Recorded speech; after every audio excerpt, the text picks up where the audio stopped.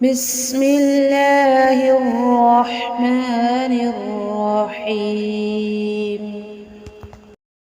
قل أوحي إلي أنه استمع نفر من الجن فقالوا إنا سمعنا قرآنا عجبا يهدي إلى الرشد فآمنا به ولن نشرك بربنا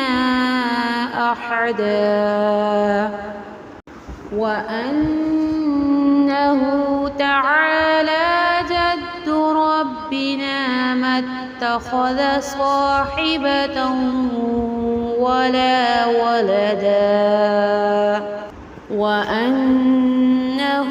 كان يقول سفيهنا على الله شططا وأنا ظننا أن لن تقول الإنس والجن على الله كذبا وأنه كان رجال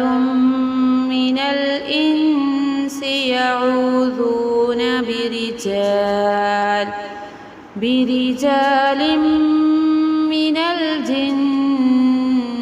فزادوهم رهقا صدق الله العظيم.